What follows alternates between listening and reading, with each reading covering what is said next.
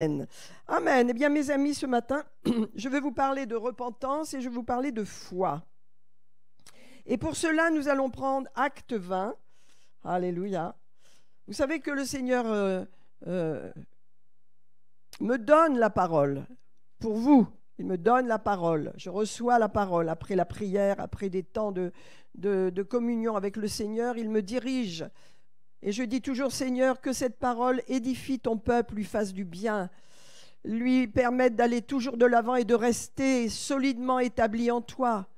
Amen. C'est mon désir le plus profond, c'est que chaque croyant de l'Église ici soit solidement établi en Dieu, solide. Amen. Quelles que soient les circonstances. Alors nous allons voir un petit peu Paul. Paul, c'est un phénomène, hein, c'est un phénomène. C'est quelqu'un qui était un pharisien zélé qui mettait les chrétiens en prison, les faisait tuer. Et ensuite, il s'est converti. Il a vécu une transformation. Il est devenu l'apôtre Paul. Et donc, nous le retrouvons dans Acte 20. Qu'est-ce qui se passe dans Acte 20 ?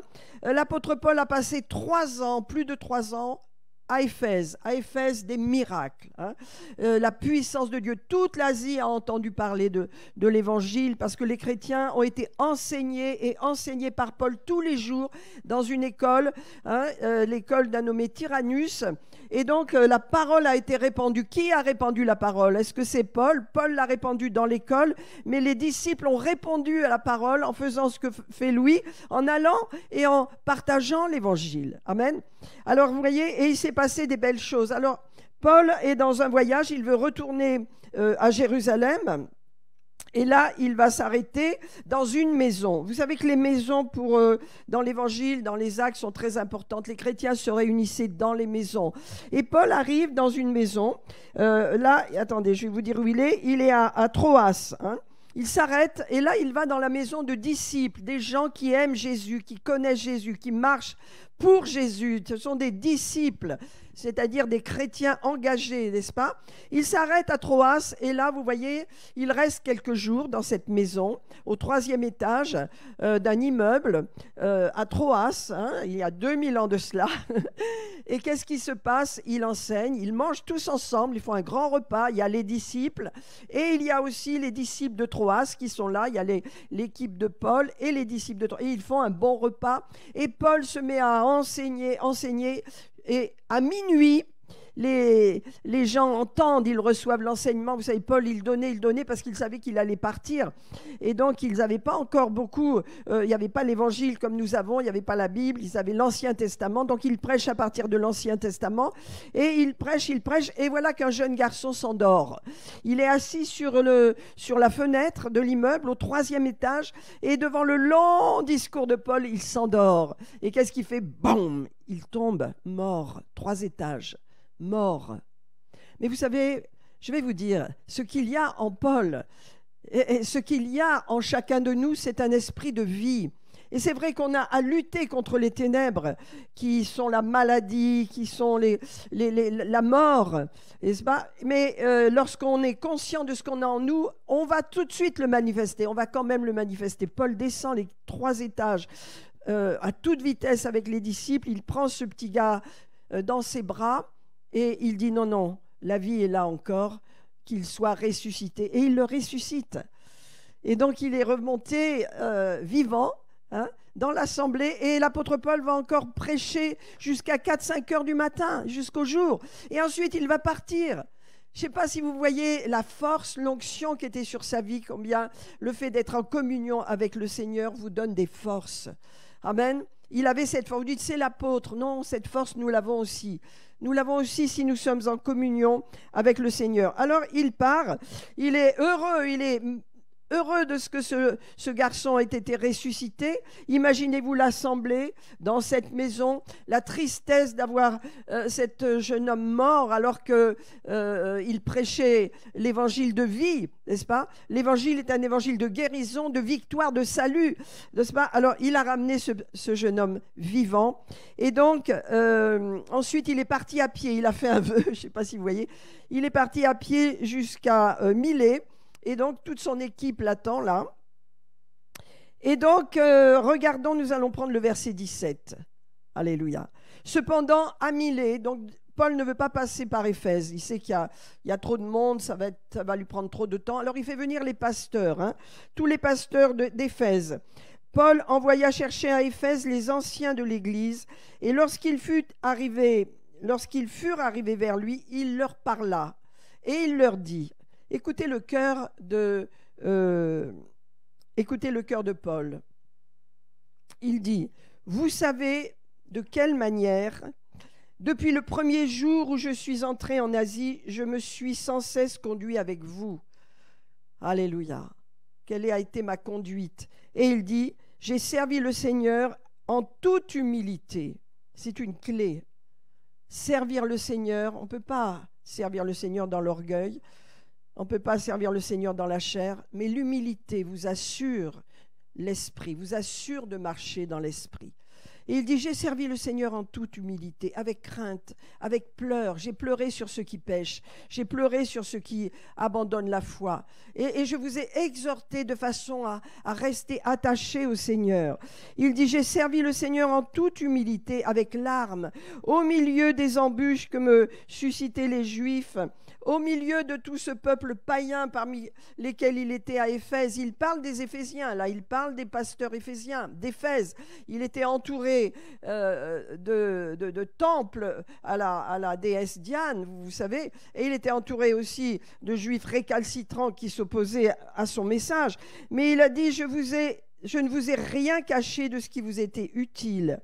Et je n'ai pas craint de vous prêcher et de vous enseigner publiquement et dans les maisons.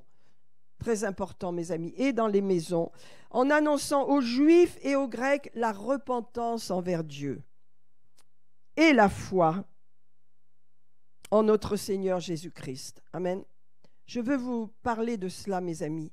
L'apôtre Paul n'a cessé pendant 3 ans, alors qu'il était à Éphèse, d'enseigner les gens d'abord, avant qu'ils deviennent croyants, sur la repentance. Et ensuite la foi, parce que la foi vient lorsque la repentance agit dans notre cœur. Et je voudrais vous parler de la repentance. Voilà, le cœur de Paul, vous le voyez, il était rempli d'humilité. Il y a un autre esprit qui est l'esprit de ce monde, l'esprit d'orgueil. Mais Paul n'avait rien à voir avec cela. Et les disciples qu'il formait ressemblaient à Paul. De même, je pense moi-même, qui ai reçu de Dieu, et je ne veux pas m'élever, mais je pense que mon esprit est un bon esprit, est un esprit qui veut bénir, qui veut aider, qui veut entourer. Et je pense que vous avez également ce même esprit sur vous. Parce que, vous voyez, le leader communique le même esprit. Amen. Et donc l'apôtre Paul dit, j'ai marché dans l'humilité, que Dieu m'aide à marcher chaque jour dans l'humilité. Et j'ai pleuré, et ça m'est arrivé de pleurer sur ceux qui pêchent, de pleurer sur ceux qui se révoltent et se rebellent contre Jésus. Non pas contre moi, ça m'est égal, mais contre Jésus, et qui perdent ce qu'ils ont reçu. Il y a de quoi pleurer. Et l'apôtre Paul, je n'ai cessé, il dit, avec humilité, de vous parler. Et il dit, je ne vous ai rien caché de ce qui vous était utile. Et j'ai été au milieu de vous, il dit, en toute humilité avec larmes. Vous savez, quand nous sommes insensibles à ce qui se passe autour de nous, je parle en tant qu'Église, quand des croyants lâchent la foi, quand des croyants partent pour suivre le monde, et qu'on ne pleure pas, c'est qu'on se fiche pas mal du salut des autres. Mais quand on pleure, il m'est arrivé de pleurer, d'être brisé, de ne pas endormir, parce qu'il y a des choses qui se passaient. N'est-ce pas? Parce que c'est le salut qui est en jeu, c'est le salut des personnes. Or, Jésus a donné sa vie pour sauver les gens. Et cette vie, elle a un prix tel qu'une personne qui lâche la main de Dieu et part dans l'éternité sans Dieu, c'est catastrophique et nous devrions être touchés par cela. Nous devrions être touchés par cette situation parce que l'enfer existe, le paradis existe et il y a un choix qui se fait sur la terre. Et il dit, je n'ai cessé avec humilité de vous parler de tout ce qui vous était utile, alléluia, avec larmes, au milieu des épreuves et des difficultés. Et il dit, vous savez que je ne vous ai rien caché de ce que vous était utile. J'ai prêché publiquement alors que ma vie était en danger, dit-il, publiquement et dans les maisons. Et il dit, voilà ce que je vous ai prêché, c'est la repentance envers Dieu et également la foi en notre Seigneur Jésus-Christ. Alléluia. Amen. Donc, qu'est-ce que prêchait Paul? La repentance envers Dieu et ensuite la foi en notre Seigneur Jésus-Christ. Alors, qu'est-ce que c'est la repentance? Amen. Le mot repentance se dit métanoïa, et le mot repentance produit deux choses en vous. Amen. Je suis passé par la repentance. Je sais ce que c'est. J'ai pleuré sur mon péché. Je me suis repenti. Dieu m'a montré la nature pécheresse qui est en moi. C'est la repentance, n'est-ce pas? Il y a des gens qui ne passent jamais par la repentance et qui adhèrent au christianisme. Mais ce n'est pas cela. La repentance, c'est la clé pour avoir cette relation avec Dieu. Et ça, c'est le Saint-Esprit qui le suscite. Regardez. Premièrement, la repentance produit deux choses en vous, en moi. Premièrement, les douleurs du péché. Les douleurs. Amen. Quand on s'est repenti, on a souffert. On a pris conscience qu'on était pécheur, qu'on avait péché, qu'on était loin de Dieu. On a pris conscience du prix qu'a coûté notre péché parce qu'on a regardé à la croix de Jésus. Donc on est passé par la repentance, on a subi et on a senti les douleurs d'avoir péché, la tristesse d'avoir offensé Dieu. Est-ce que ça vous parle ? Ça s'appelle la repentance. Mais la repentance produit une deuxième chose. Premièrement, elle nous donne cette conscience. C'est une fois dans notre vie. Ce n'est pas 50 fois. On ne peut pas recommencer à se repentir. On peut demander pardon à Dieu. Mais la repentance, elle produit quelque chose de tellement profond dans notre cœur, de tellement puissant. C'est une fois qu'on se repentit, on s'est repenti. Amen. Je me suis repenti une fois, j'ai vécu la repentance et la repentance est produite par le Saint-Esprit dans votre cœur. Qu'est-ce qui s'est passé? Mon cœur a été lavé, mon cœur a été purifié. J'ai pleuré, je me suis repenti, j'ai compris le prix du péché. Et vous savez, il se peut que beaucoup d'entre vous n'avez pas fait grand-chose dans votre vie, mais vous êtes quand même conscient, quand vous vous repentez, que vous êtes pécheur et que Dieu est saint et que le prix du péché a été payé à la croix de Golgotha. Donc, il y a cette douleur en vous. Ça s'appelle la repentance. Et la repentance produit deux choses. La douleur, la tristesse, la souffrance du péché. Et deuxièmement, elle produit le changement de mentalité, parce que se repentir veut dire changer de direction.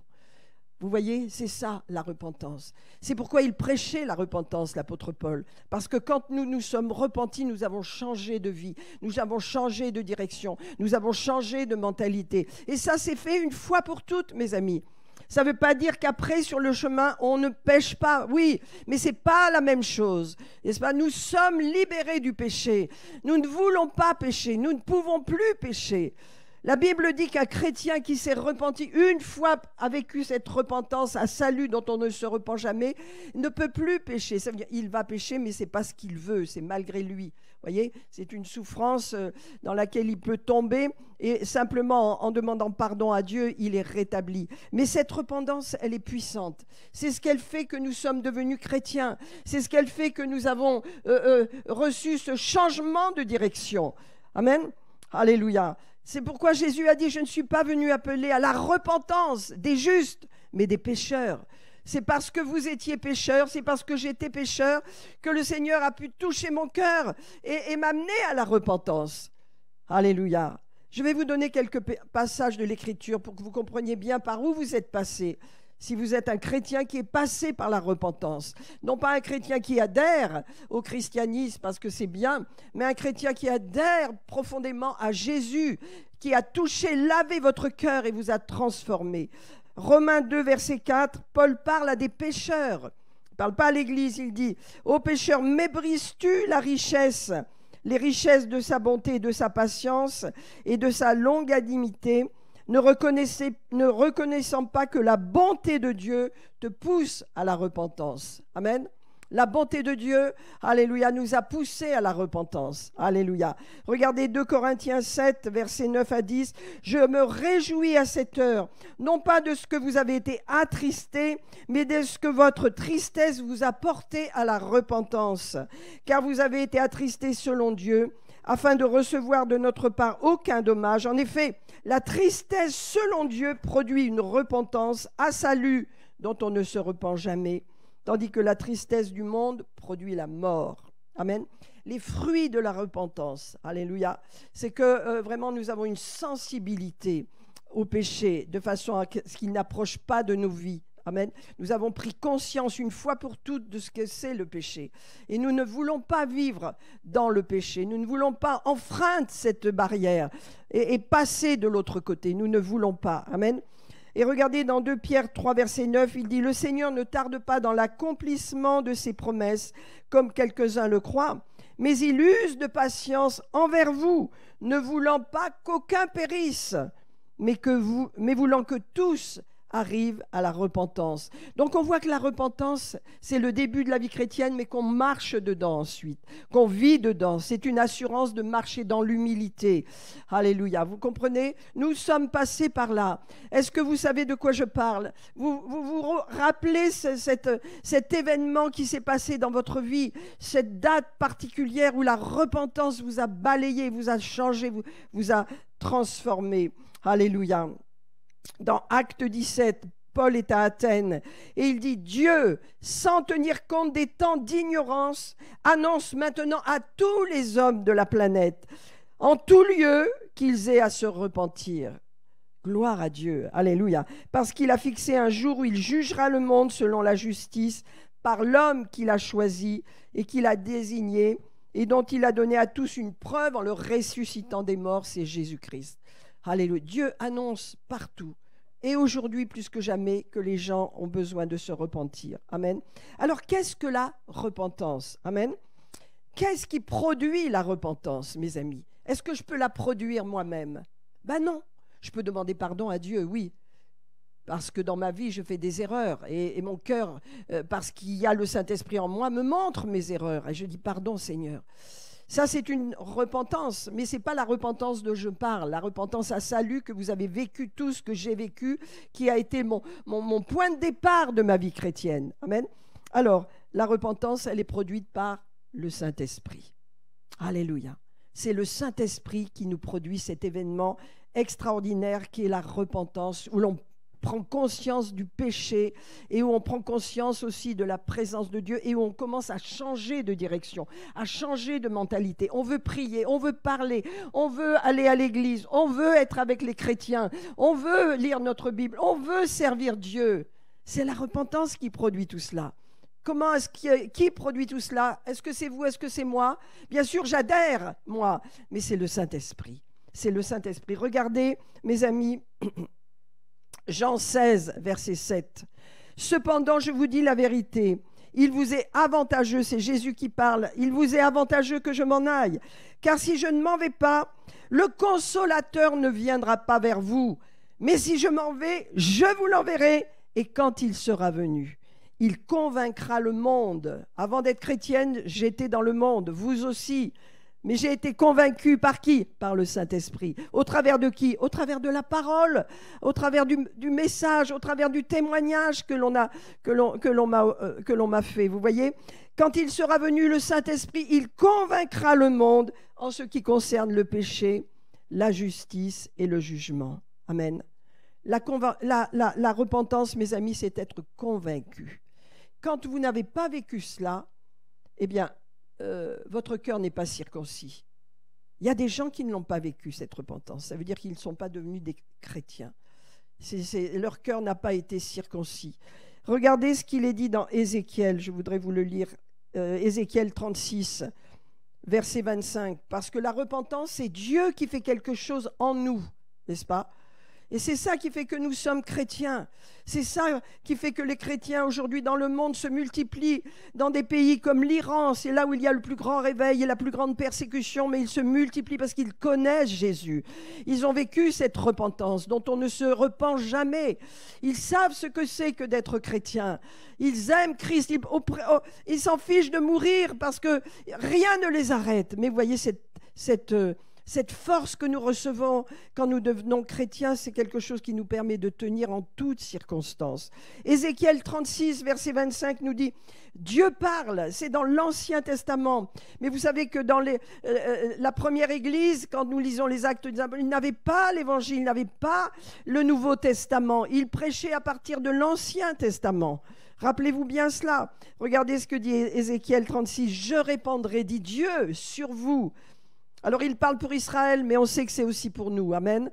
Alléluia. « Je répandrai sur vous une eau pure et vous serez purifiés. L'eau pure de la parole.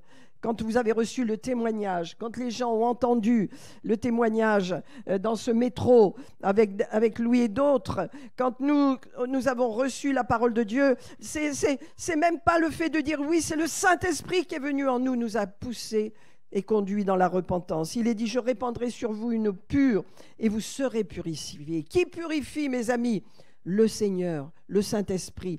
Il dit, je vous purifierai de toutes vos souillures et de toutes vos idoles. C'est le pardon. Amen. Je vous donnerai un cœur nouveau. Alléluia.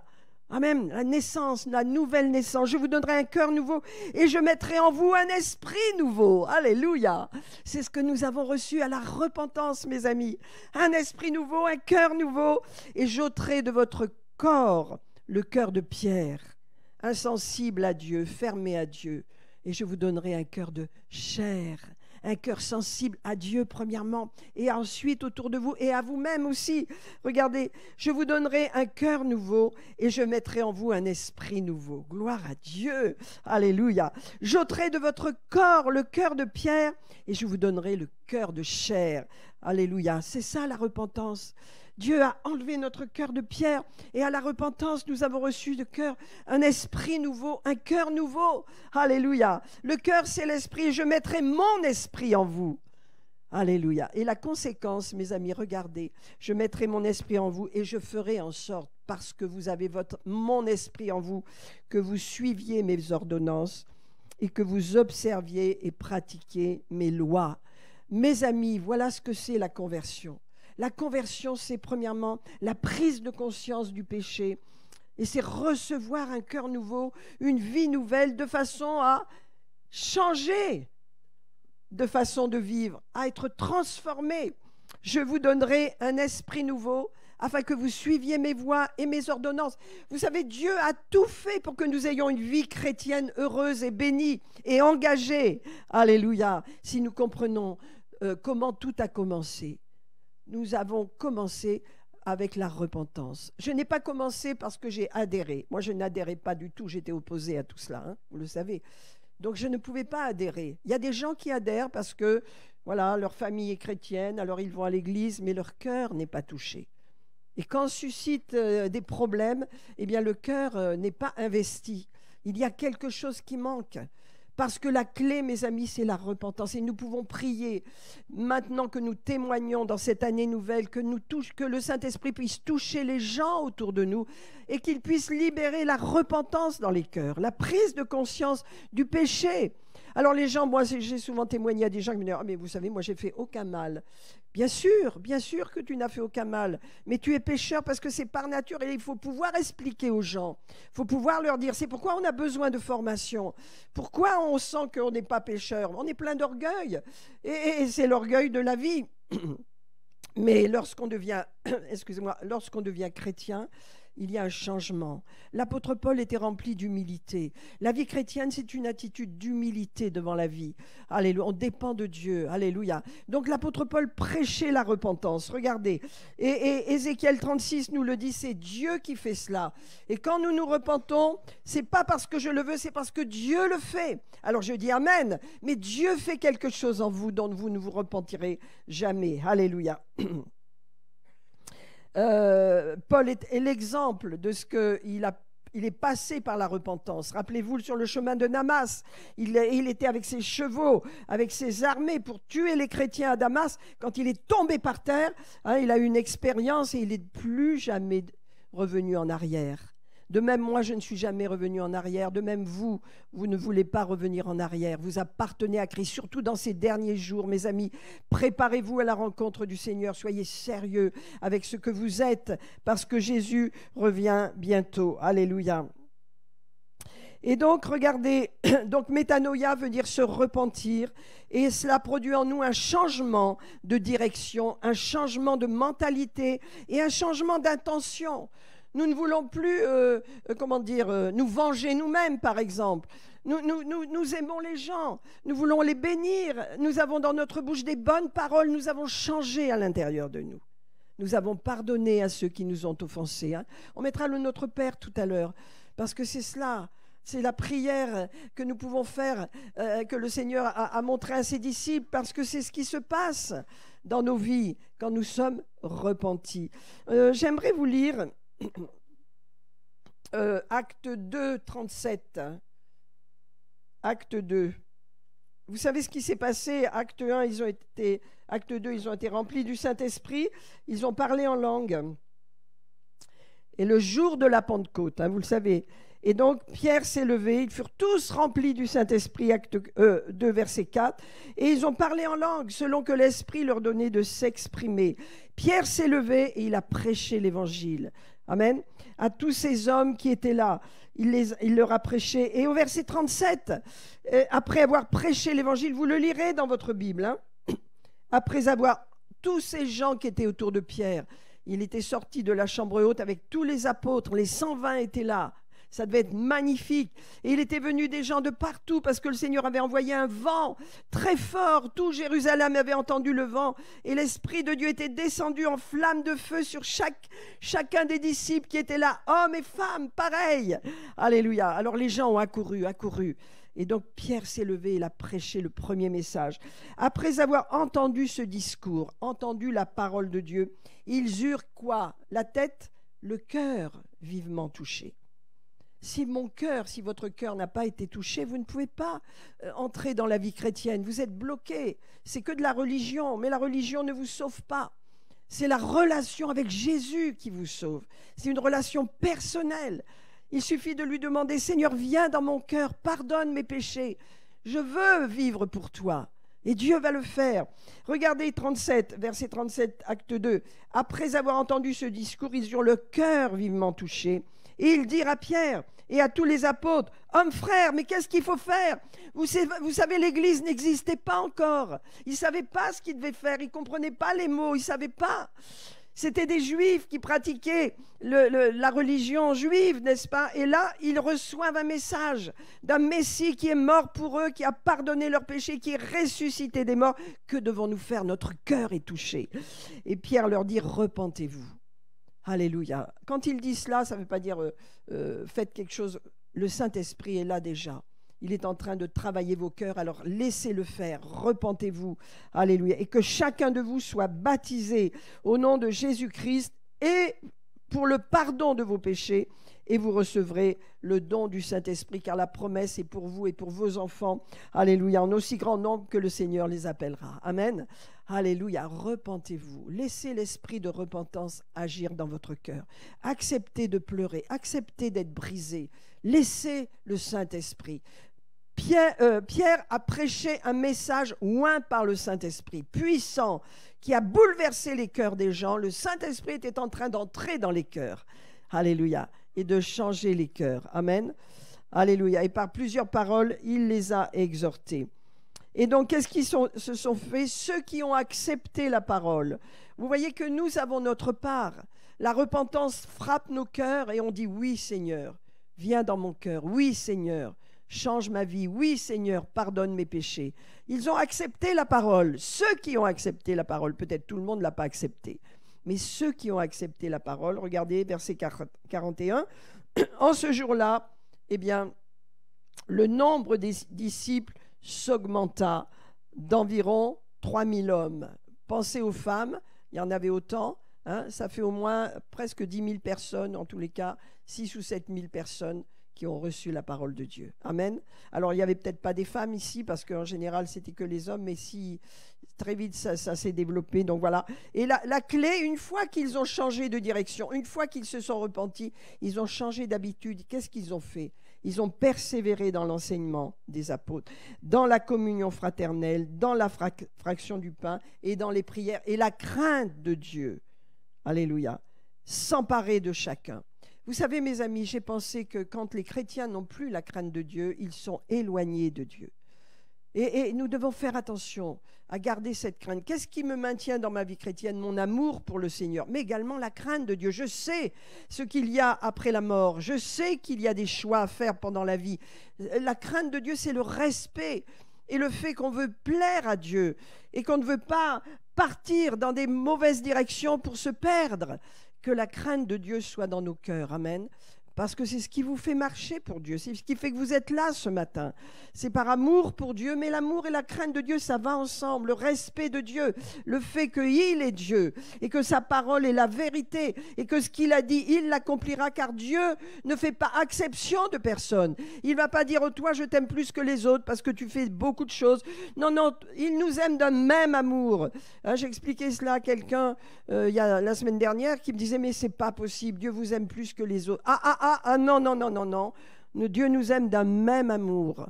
Le même amour. Alléluia. Dieu est un père pour tous ses enfants et nous sommes tous ses enfants. Alléluia. Donc, vous voyez, ils ont persévéré. Alléluia. Et ils étaient chaque jour assidus, ça s'est produit par la repentance, dans le temple et dans les maisons. Et ils partageaient le pain. Alléluia. Avec simplicité de cœur, louant Dieu. Alors, c'est le premier point que je voulais vous dire ce matin. Et le deuxième point, je vais le développer davantage. Davantage la semaine prochaine, mais je vais vous parler, le deuxième point, c'est la foi. Vous savez, un chrétien qui n'a pas de foi ne peut rien recevoir de Dieu. Amen. La foi vient au travers de la repentance. Quand nous nous sommes repentis, le don de Dieu est venu dans notre esprit. Et la foi est venue. La foi, Dieu nous l'a donnée. Nous l'avons reçue. J'aimerais vous lire Éphésiens, chapitre 2, verset 8. Mes amis, la repentance et la foi ce matin, je vous parle de cela. La transformation de notre vie. Nous devons nous rappeler, ne pas oublier notre premier amour. Rappelez-vous, mes amis, que dans l'Apocalypse, Jésus parle aux églises et il dit aux Éphésiens, je connais tes œuvres, je sais tout ce que tu as fait, mais ce que j'ai contre toi, c'est que tu as abandonné ton premier amour. Tu as oublié d'où tu es venu.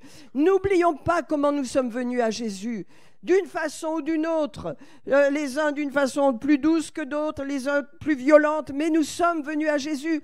Nous avons eu ce point de départ qui s'appelle la repentance. Nous avons pris conscience de notre péché, nous avons pleuré dessus et nous avons dit, Jésus, nous ne voulons plus jamais pécher, je reçois ton pardon et je pardonne à ceux qui m'ont offensé et je change de vie. Je suis dans le métanoïa, je change de direction, je me sépare du monde, je me sépare du péché et je vis pour toi. Je vis au milieu des gens, j'aime les gens, je ne suis pas séparée des gens dans le monde et j'ai un message pour eux. Amen. Parce que je suis un témoin. Alors regardez la foi, je vois le temps, on a encore un petit moment, hein, mais le temps passe, mais je voulais vous parler, la repentance et la foi. Qu'est-ce que Dieu fait dans nos cœurs quand nous nous repentons, quand nous recevons le Saint-Esprit qui nous conduit dans la repentance? Regardez, Éphésiens 2, verset 8, il est dit « Car c'est par grâce que vous êtes sauvés, par le moyen de la foi, et cela ne vient pas de vous. » Nous avons un Dieu qui fait tout pour nous. Il nous suffit d'adhérer. Voyez ? La religion va vous dire, tu dois faire ci, tu dois faire ça, tu dois faire ça. C'est vrai qu'on a après des devoirs vis-à-vis de Dieu, hein, mais quand nous nous convertissons, c'est tout le Seigneur qui fait cela. Car c'est par grâce que vous êtes sauvés, par le moyen de la foi, et cela ne vient pas de vous. Voyez ? C'est le don de Dieu. Ce n'est point par les œuvres, afin que personne ne se glorifie, car nous sommes son ouvrage, ayant été créés en Jésus-Christ pour de bonnes œuvres que Dieu a préparées d'avance, afin que nous les pratiquions. Amen. Mes amis, la foi est en nous. Dieu nous donne la foi. On ne peut pas la fabriquer. Hein? La foi que nous avons reçue est un don. Vous avez de la foi, j'ai de la foi. Maintenant, le problème, est-ce qu'elle est activée, ma foi? Est-ce que je l'active? Est-ce que quand je prie, je crois dans ma prière? N'est-ce pas? La foi, c'est croire. La foi est une ferme assurance. Des choses que l'on espère, mais la foi, c'est maintenant. C'est pas demain. Tu seras guéri demain. Non, c'est maintenant. Je crois dans la guérison maintenant, je la prends maintenant, je la reçois maintenant. On ne peut pas se mettre à la place des gens. Mais la foi, c'est aujourd'hui. La foi, c'est dans le présent. Amen. Alléluia. La foi, c'est pour aujourd'hui. Donc, c'est par grâce qu'on est sauvé au moyen de la foi. La foi est venue dans votre cœur et dans le mien. Maintenant, le problème, c'est qu'on ne sait pas l'activer suffisamment. Amen. Pourquoi? Parce que, par exemple, on croit que Dieu nous bénit financièrement, par exemple, hein. Et puis, voilà, on regarde notre relevé bancaire et on commence à dire « Oh, ça ne va pas, je manque d'argent, il faut que je trouve d'autres solutions. » Et on commence à pleurer sur notre problème financier parce qu'on ne croit pas dans la prospérité de Dieu. On annule complètement la foi. La foi, c'est croire et parler. La foi vient de ce que j'entends et ce que j'entends vient de la parole de Dieu. La parole de Dieu, alléluia, c'est sur quoi? Le socle sur quoi je repose ma foi.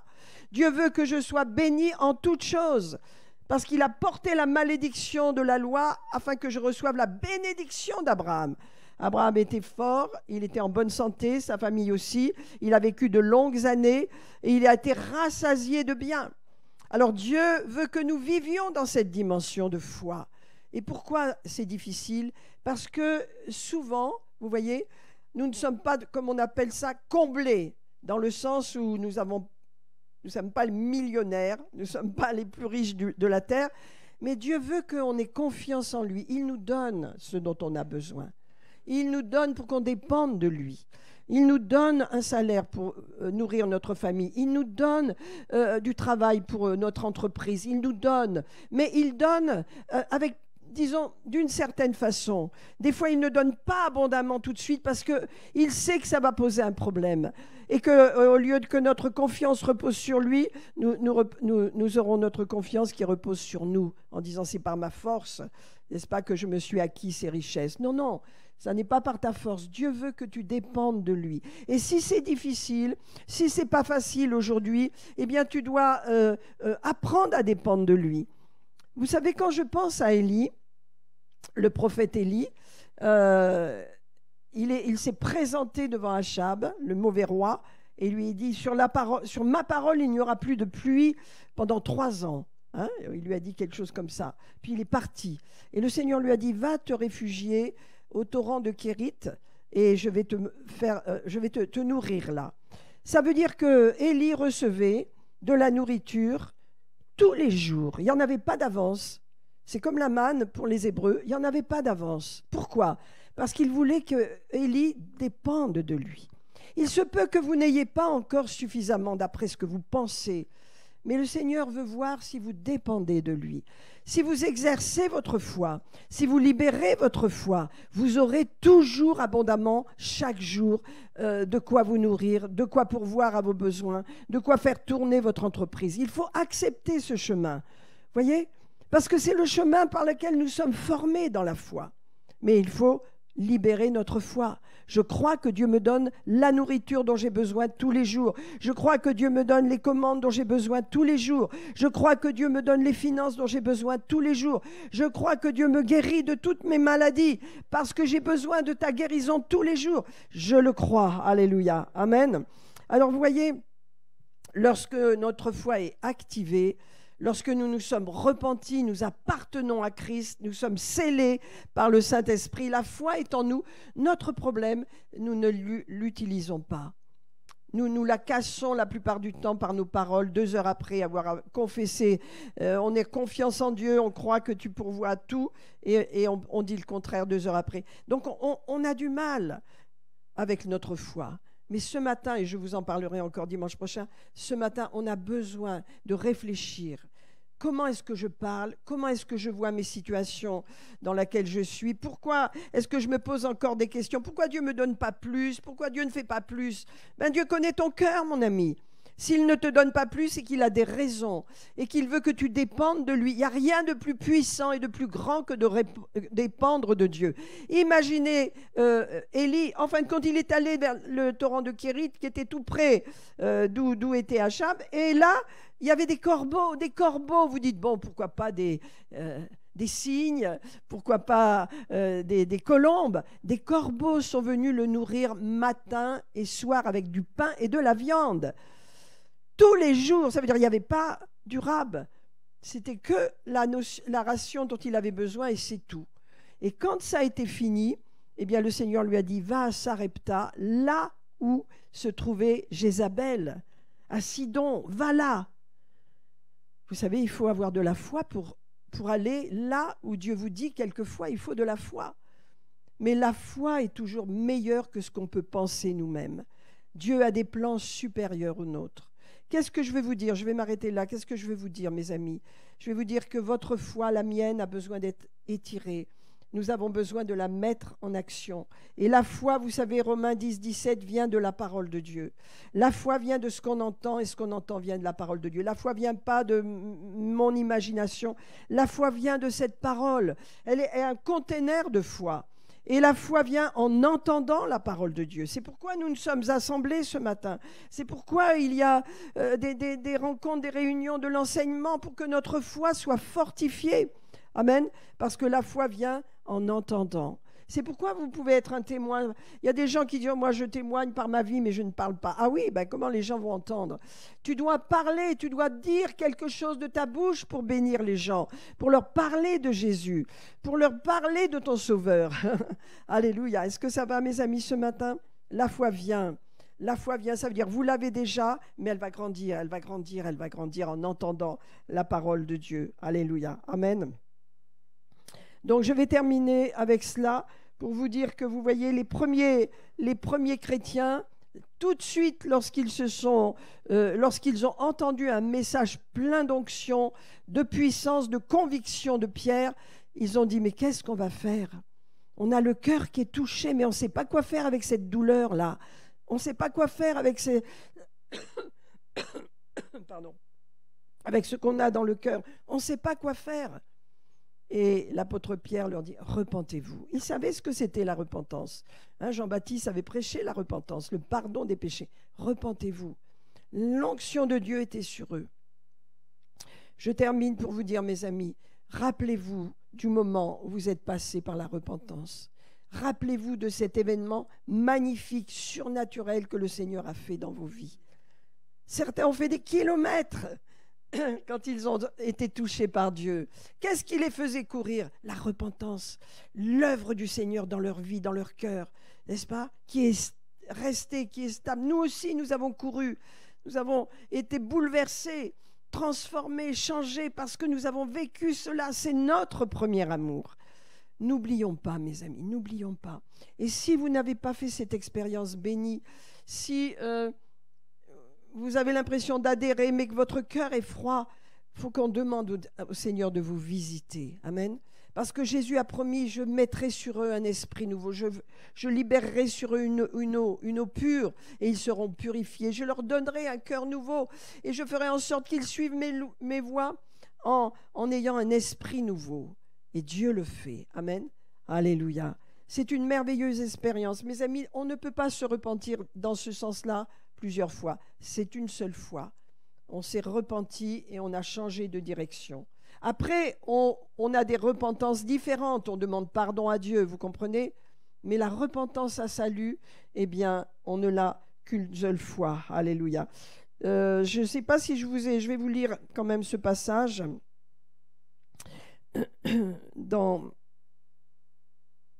Voilà, c'est dans 2 Corinthiens 7. L'apôtre Paul, je vous le répète, il dit, il s'est passé quelque chose dans l'église de Corinthe. Il y a un homme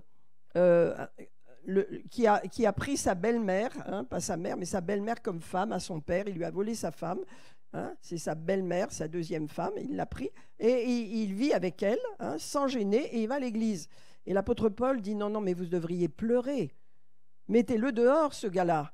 Et expliquez-lui que Dieu n'est pas d'accord avec lui. Voyez?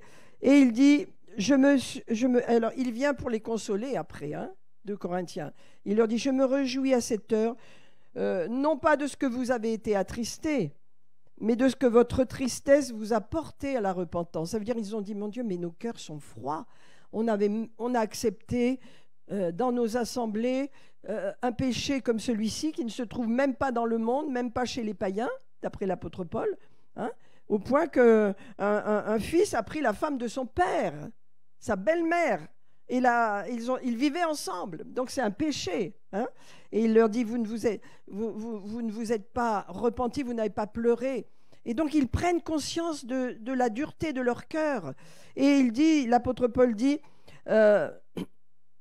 je me réjouis à cette heure de ce que vous avez été attristés par cette situation et que votre tristesse vous a porté à la repentance, car vous avez été attristés selon Dieu, afin de ne recevoir de notre part aucun dommage. Et il répète la tristesse selon Dieu. Donc cette repentance d'avoir pas vu et d'avoir accepté toutes les choses comme si c'était normal, sans souffrance, sans rien du tout, avec des cœurs froids. Il dit, vous avez changé, vous avez pris conscience de ce problème et vous en avez souffert. Et il dit, en effet, la tristesse selon Dieu produit une repentance à salut dont on ne se repent jamais. Amen. Alors je ne vous dis pas qu'on est des juges pour les gens, hein, c'est pas ça. Mais vous voyez, il y avait une situation grave et il ne la réglait pas. Et les gens venaient à l'église avec leurs péchés et tout le monde était content et on n'y trouvait aucun problème. Et donc il fallait reprendre cette personne. Et l'apôtre Paul lui reprend l'église en entier. Il y avait la sainteté, vous savez, dans la première église. Les gens vivaient dans la sainteté. Et il dit, la tristesse selon Dieu produit une repentance dont on ne se repent jamais, une repentance à salut. Mais la tristesse du monde produit la mort. Donc ce n'est pas une tristesse mauvaise quand on souffre du problème des gens, quand on souffre parce que les gens font de mauvais choix et vont se faire du mal. C'est une bonne tristesse. Et c'est une tristesse qui nous conduit à prier pour eux. C'est une tristesse qui nous conduit également à prendre conscience de leurs problèmes. Et donc, c'est une repentance dont on ne se repent jamais. Amen. Alors, je termine pour vous dire que l'apôtre Paul prêchait la repentance, bien sûr, et la foi. Et nous en parlerons la semaine prochaine. Et la foi. Vous verrez qu'avec la foi, on peut tout obtenir de Dieu. Mais sans la foi, on est bloqué. La foi doit être mise en action. La foi, c'est pas seulement croire, c'est agir comme si on avait reçu. Vous voyez, comme si la foi, c'est une ferme assurance des choses qu'on espère et une démonstration, ça veut dire une mise en action de ce que l'on croit. Et ça, il faut changer notre façon de faire, de parler et d'agir. Amen. Est-ce que ça va ce matin? Est-ce que je vous aide? Est-ce que vous vous rappelez du premier jour où vous êtes passé par cet événement, la repentance? Alléluia, ça a été glorieux, ça a été magnifique. Dans le ciel, il y a eu des anges qui sont réjouis avec vous. Et vous avez été accueillis dans la maison de Dieu. Vous avez été accueillis. Alléluia. Et vous êtes devenus enfants de Dieu. Amen. Et parce que vous êtes passés par la repentance, mes amis, eh bien votre foi est solide. Vous ne pouvez pas lâcher la main de Dieu. Vous ne la lâcherez pas.